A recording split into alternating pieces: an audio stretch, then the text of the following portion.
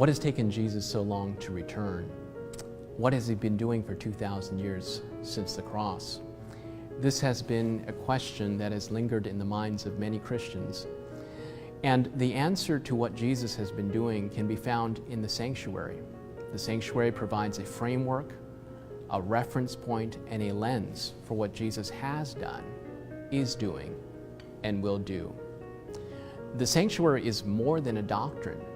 It is a hermeneutical lens, a roadmap, as it were, to help us to understand the work of Christ in redemption.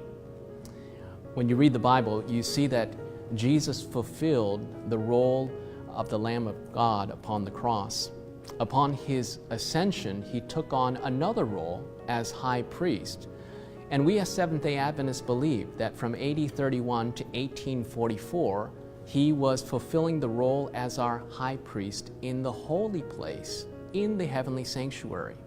We believe that since 1844 to this present day, Jesus is in the work of the antitypical Day of Atonement, in the cleansing of the heavenly sanctuary.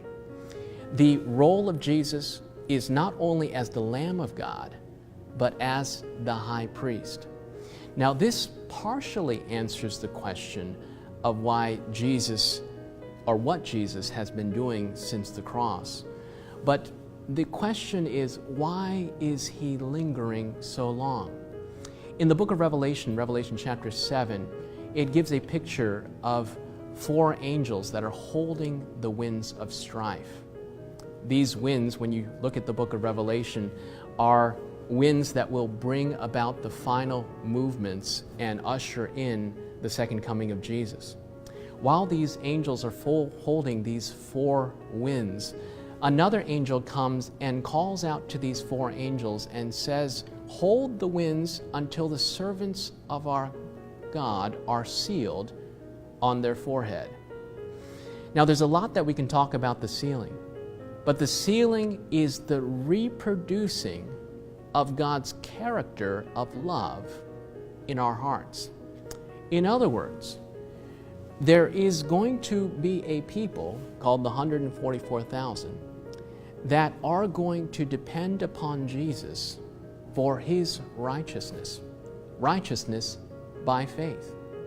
We're told from Ellen White's writings that if the message of righteousness by faith had been accepted, Jesus would have come much earlier in the early 1900s.